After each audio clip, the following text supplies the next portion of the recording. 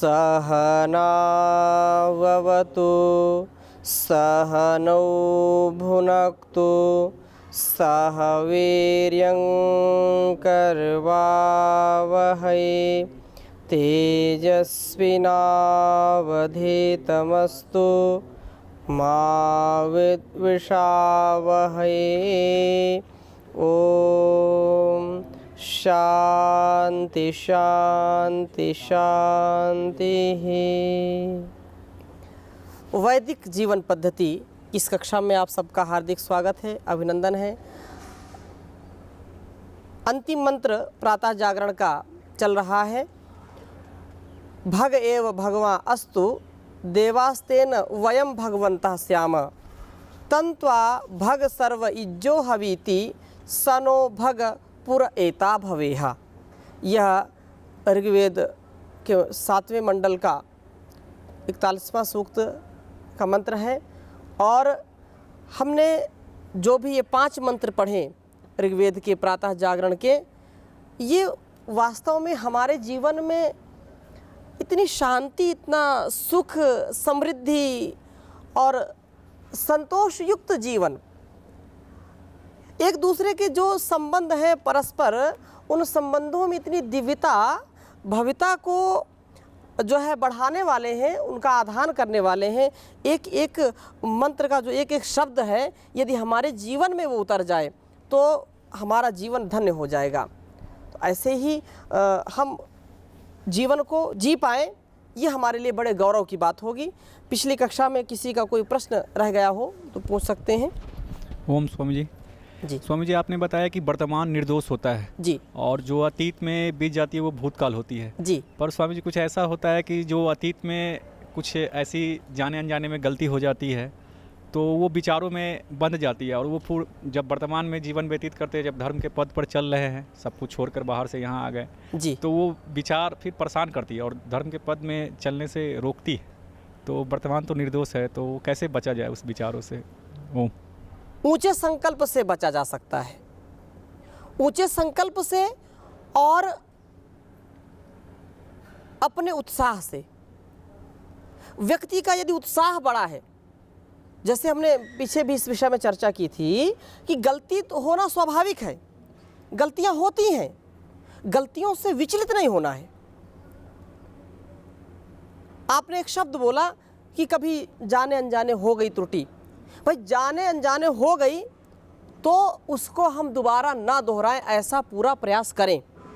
और यदि फिर भी हो जाए तो भी उससे शिक्षा लेकर के कि भाई अब आगे नहीं होगा, क्योंकि वो परम पिता परमेश्वर हम कितना भी दोष करते हैं, जब भी हम उसका स्मरण करते हैं तब भी वो हमको आकर के सहारा देता है कि नहीं देता? कितने बार उसकी आज्ञाओं का उल्लंघन किया, आप स्वयं कभी विचार करिए। कितनी बार वो प्रेरणा देता है, दिन में हजारों बार आपके अंदर प्रेरणा उठती है, आप कम से कम उसकी आवाज़ को सुने तो। फिर भी वो कभी ऐसा हताश निराश नहीं होता वो कि आपने उसकी बात नहीं मानी तो दोबारा आपको वो चांस नहीं देगा, ऐसा नहीं। जब भी उसका आप स्मरण करेंगे, जब भी आप उसके सामने नतमस्तक होंगे, जब भी कृतज्ञता पूर्वक कोई सहारा, कोई मदद उससे मांगेंगे, तो आप स्वयं देखें कि आपके अंदर वो प्रेरणा स्वयं देने लगता है। कभी ऐसा नहीं कि इसने मुझको कभी गाली दी है या मुझको माना नहीं है या मेरे उपदेश का, मेरे आदेश का या मेरे संविधान का इसने उल्लंघन किया है, इसको जो है मैं अब दोबारा सलाह नहीं दूंगा, ऐसा कभी होता नहीं है। ऐसे ही हमको अपने जीवन में त्रुटियां हो गई हैं तो उनको ठीक करने का प्रयास करें, लेकिन कभी भी हताश निराश ना हो। फिर कई लोग ऐसे होते हैं कि वो झूठी बात बनाते हैं, अरे ठीक है गलती हो गई दोबारा नहीं करेंगे, लेकिन जानबूझ करके फिर वो कर देते हैं। लोगों को दिखाने के लिए, समझाने के लिए कह देते हैं देखो गलती तो हो गई है, इस बार क्षमा कर दो, और वो अंदर अंदर उसको बेवकूफ़ बनाने का, मूर्ख बनाने का काम करते हैं। तो ऐसे व्यक्ति जो छली कपटी हैं, उनको ईश्वर कभी क्षमा नहीं करता है, वो अपने आप को धोखा दे रहे हैं। तो यदि आप, ये आपका जो प्रश्न है कि यदि अतीत में कोई दोष हो जाता है तो हम उसको भूल नहीं पाते हैं, वर्तमान में बार बार आके सामने खड़ा हो जाता है। इसीलिए कहते हैं कि एक एक विचार, एक एक व्यवहार आपका पूरी दिव्यता से युक्त हो, क्योंकि यदि आप जैसा जैसा कर रहे हैं वो आपके सामने आकर के खड़ा होगा। आपके विचार से, आपके व्यवहार से, आपकी वाणी से जो भी शुभ अशुभ है वो आपका भाग्य बनकर आएगा, आपका प्रारब्ध बनकर के आएगा, आपका भविष्य बनकर के आएगा। लेकिन इन स्थितियों में अपने आप को शांत रखते हुए जानपूर्वक आगे व्यवहार करेंगे तो इसका निरादर नहीं होगा। ये एक उपाय है। और जो व्यक्ति गलतियाँ की हैं बहुत सारी और उसी को चिंतन करता रहता है, उसी में वो डूबा रहता है, तो डूबने से या चिंता करने से कोई फल मिलने वाला नहीं है, वो निष्फल है, उससे हानि ज़्यादा है, लाभ कुछ होने वाला नहीं है। क्योंकि यदि आपको एहसास हो गया है कि मुझसे त्रुटि हुई है तो चिंता करने से लाभ नहीं मिलेगा, उसको ठीक करने का प्रयास करें, वो दोबारा गलती ना हो। गलती कैसे ना हो इसके उपाय युक्त जीवन को अपना करके हम आगे बढ़ेंगे तो वो दोबारा गलती नहीं होगी, तो हमको उत्साह मिलेगा। चिंता करने से कोई बात बनती नहीं है। चिंता चिता के समान है। चिंता और चिता में केवल एक बिंदु का ही फर्क है, अंतर है। तो इसलिए चिंता जो है जिंदे को जलाती है और चिता मुर्दे को जलाती है, ऐसा आपने खूब सुना है। तो चिंता से बचें, और जब चिंता से बचेंगे तो चिता में आपको कोई चिंता नहीं रहेगी। नहीं, लोग मरते समय तक चिंता करते हैं, मरते समय तक उनको अपने नाती पोते और 7 पीढ़ियों की चिंता बनी रहती है। कितना भी परमात्मा ने ऐश्वर्य दे रखा है फिर भी वो चिंता करते हैं। तो ऐसी चिंता से ग्रसित व्यक्ति कभी भी सुखी नहीं हो सकता। या जिसने पूर्व कुछ त्रुटियां की हैं, कुछ गलतियां की हैं, तो उनको सोच करके जो व्यक्ति चिंतित होता है उसका भी जीवन निरर्थक ही है, क्योंकि उससे कुछ हासिल होने वाला नहीं है। उसको वो दोबारा ना दोहराए, ये ऐसा हमको जीवन सभी को जीना चाहिए, ऐसा संकल्प सभी को करना चाहिए। जी आगे।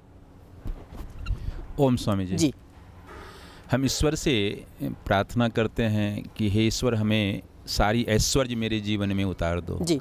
हम अकामी हों, अक्रोधी हों, संतोषी हों, फिर भी उस क्षण में तो गुण दिखाई पड़ता है, लेकिन फिर वो कामी, संतोष का भाव, जी प्रेम का भाव, करुणा का भाव अवतरित नहीं हो पाता, उतर नहीं पाता है, फिर मनुष्य वैसा ही बन जाता है। इसका कारण क्या है?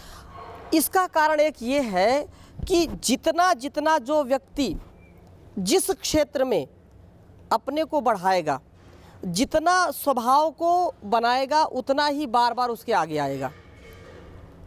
इतना दृढ़ कर लेता है व्यक्ति अपने स्वभाव को, या कोई त्रुटि है या कोई गलती है या किसी विषय में, जैसे किसी को मीठा खाने का ज़्यादा शौक़ है, उसको अनेक बीमारियों ने आकर के घेर लिया, लेकिन मीठा उसने इतना खाया है कि बार बार उसकी प्रवृत्ति मीठा खाने की होगी। वो जानता है कि यदि मीठा खाऊंगा तो मरूंगा। डॉक्टर ने भी कह रखा है कि शुगर डायबिटीज़ आपकी बहुत बढ़ी हुई है, आप यदि मीठा खाएंगे तो अनियंत्रित हो जाएगा। फिर भी जिसकी प्रवृत्ति है तो वो ज़रूर खाएगा, जानबूझ नर करे डिठाई, वो करता है। उसका एक ही उपाय है कि व्यक्ति सज्जनों की संगति में रहे, अपने को नियंत्रित करके रखे, अपने व्यवहार को, अपनी वाणी को, ये नियंत्रण ही उसके जीवन का उत्कर्ष कर सकता है। यदि उसके व्यवहार में, उसके विचार में, उसके आहार में यदि नियंत्रण नहीं है तो दुनिया की कोई ताकत उसको वैचारिक रूप से, शारीरिक रूप से, सामाजिक रूप से अच्छा नहीं बना सकती। उसका उत्कर्ष कोई करा नहीं सकता है। व्यक्ति को स्वयं ही जागरूक हो करके, चीज़ों को समझ करके, जान करके आगे बढ़ना चाहिए। यही मनुष्यता है, यही मनुष्यपन है कि मननात् मनुष्य, वो मनन चिंतन करे और जहाँ से उसको लगता है कि यहाँ मेरी न्यूनता है, इस विचार से, इस व्यवहार से मेरा अपकर्ष हो रहा है, मेरा पतन हो रहा है, तो उस चीज़ को वो छोड़ दे तो उसका उत्कर्ष वहीं से शुरू हो जाएगा। क्योंकि ईश्वर की जो व्यवस्था है, उस व्यवस्था में कर्म फल की जो व्यवस्था है उसमें कोई न्यूनता नहीं है, कर्म की प्रधानता है। जैसा व्यक्ति कर्म करेगा वैसा वो हो जाएगा। कर्म प्रधान विश्व रचि राखा, जो जस करहि सो तस फल चाखा। जरूर उसको चखना पड़ेगा। अवश्य में भोक्तव्यम कृतम कर्म शुभाशुभम न भुक्तम क्षीयते कर्म जन्म कोटि शतैरपि। जैसा व्यक्ति का स्वभाव है, जैसा उसका विचार है, जैसा उसका चिंतन है, जैसा वो करता है, उसका परिणाम उसको भोगना ही पड़ेगा। कोई भी व्यवहार हो, चाहे मन से किया हो, वाणी से किया हो या शरीर से किया हुआ कर्म, कभी निष्फल नहीं होता है। आज भोग सकते हैं, कल भोग सकते हैं उसका परिणाम। हो सकता है उसको कई वर्षों बाद उसको भोगना पड़े, हो सकता है कई जन्मों बाद भोगना पड़े, लेकिन जरूर भोगना ही पड़ेगा। उसको कोई काट नहीं सकता, कोई हटा नहीं सकता, कोई मिटा नहीं सकता। ठीक है, आगे। ओम स्वामी जी। जी। मैं ये जानना चाहता हूँ, मैं जो जीवन भर दूसरे के लिए करता हूँ तो उससे वो हमसे वो संतुष्ट होते हैं या नहीं, लेकिन उनसे हमें संतुष्ट होना चाहिए, ये तो होता ही नहीं है। इसके बारे में आप बताइए। आपने बड़ी गंभीर बात पूछी है कि हम जिनके लिए जो है कार्य करते हैं, सेवा करते हैं, उनसे वो तो संतुष्ट हो नहीं पाते, लेकिन हम भी उनसे संतुष्ट नहीं हो पाते। हम चाहते हैं कि मैं इतना जीवन, इतनी शक्ति इनके लिए लगाया हूँ या लगाई हूँ, चाहे स्त्री हो चाहे पुरुष हो, पूरा सामर्थ्य उसकी सेवा में लगा देते हैं, लेकिन परिणाम कुछ मिलता नहीं है, विपरीत परिणाम मिलता है। कभी कभी तो बड़ा अपमान सहन करना पड़ता है, ऐसी स्थिति आती है। तो इसमें कैसे संतुष्टि को हम प्राप्त करें? दो बातें हैं।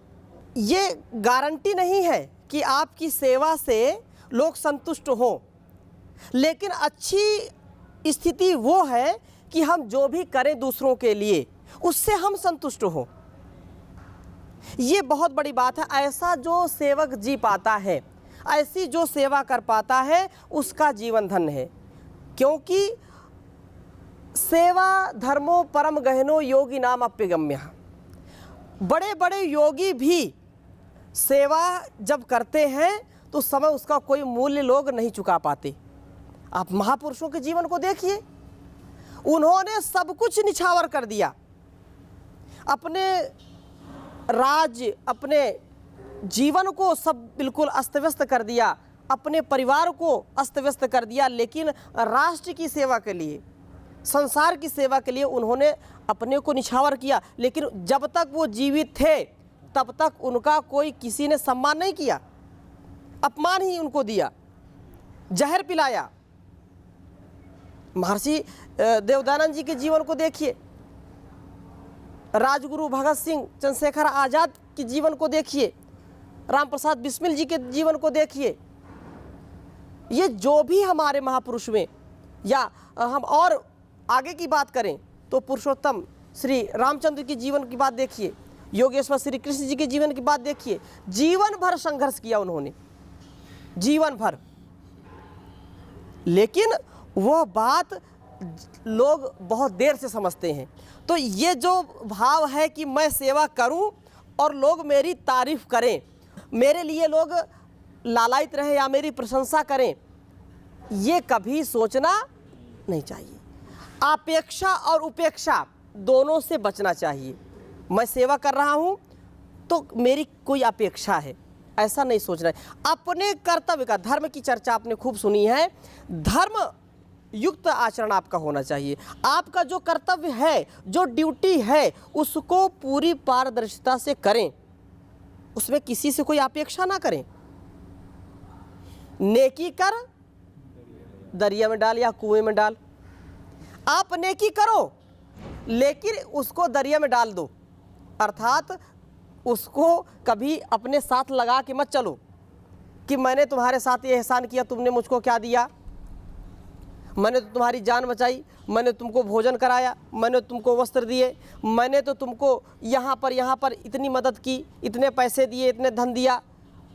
यदि कह के सुना दिया तो आपका किया कराया सब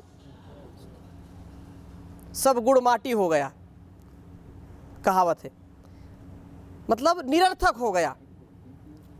हम जो भी करें उसको मुंह से कभी ना कहें।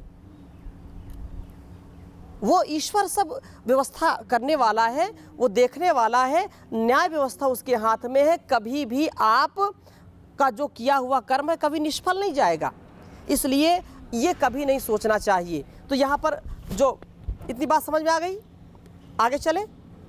तो ये मंत्र की जो हम चर्चा कर रहे हैं कि वह परम पिता परमेश्वर सकल ऐश्वर्य संपन्न जगदीश्वर, जिससे उस आपकी सर्व सब सज्जन इज्जो हवीती इस संसार और नह हमारे गृह आश्रम में पुर एता अग्रगामी और आगे आगे सत्य कर्मों के जो है देने वाले, सत्य कर्मों को बढ़ाने वाले, सद संकल्पों को बढ़ाने वाले, पूरा करने वाले परमात्मा आप भग एव संपूर्ण ऐश्वर्य युक्त और समस्त ऐश्वर्य के दाता होने से आप ही हमारे भगवान पूजनीय देव अस्तु होइए।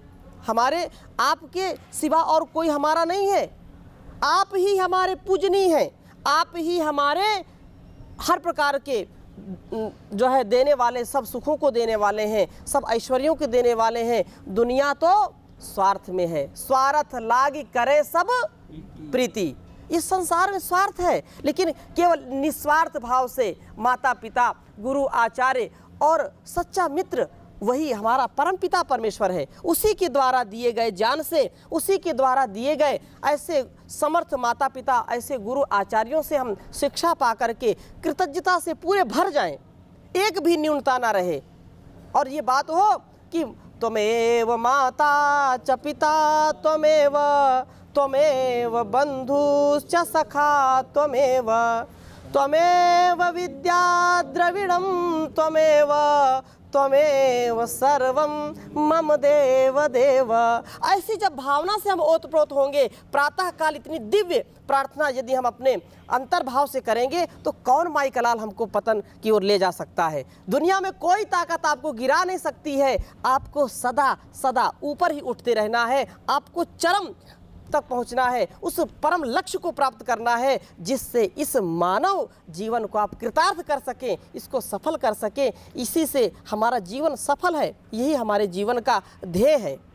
जी तो ओम पूज्य स्वामी जी। जी तो जो शांति संतुष्ट का बात रहता है, जैसे इंग्लिश में एक प्रोवर्ब है, ऑल थिंग्स शैल पास हुई, सब चीज़ चला जाएगा, कुछ मेरा नहीं है। और जैसे योगेश्वर श्री कृष्ण ने गीता में बोले हैं, असक्तः सततम कार्यम कर्म समाचारः असक्तः ही आचरण कर्म परम आपनुते पुरुषः। जी। अर्थात हमारा कुछ नहीं है, सब बिल्कुल ईश्वर का सत्य है। है। हमें आसक्ति रहित रहते हुए यदि काम करेंगे तो शांति भी मिलेगा, संतुष्ट मिलेगा। जी और कुछ मेरा नहीं है, इसी भावना में रहेंगे तो जो प्रार्थना का जो आज का चर्चा में आप जो हमें पढ़ाते हैं, शायद यही तो ये मूल आपको बात सार है। समझ में आ गया कि आसक्त मतलब अनासक्त भाव से, ये पहले दूसरों के लिए परोपकार, परोपकार के लिए हम जब जिएंगे तो उसमें हमारा उपकार निहित है। पूज्य स्वामी जी, जैसे जी। आज किसान है या मजदूर है, जी वो इस विषय में जो है तो इस भाव से काम कर रहा है, जिस भाव से आप बता रहे हैं। जी किसान है या मजदूर है या मिस्त्री है, जी जी तो इसी काम से काम कर रहा है जिस तरह आप बता रहे हो। जी सही ठीक है। इसमें बहुत ही गंभीर प्रश्न आपने पूछा है, और आज जो राष्ट्र की व्यवस्था है उस व्यवस्था में जो हमारा किसान है, मजदूर है, वो बहुत ही हताश निराश है। लेकिन मैं जिस संतुष्टि की बात कर रहा हूँ, उस संतुष्टि में चाहे किसान हो चाहे जवान हो, उस सबके ईमान की बात मैं कर रहा हूँ। मैं धन संपदा की ऐश्वर्य की बात नहीं कर रहा हूँ। आज किसान आत्महत्या कर रहा है, क्यों कर रहा है?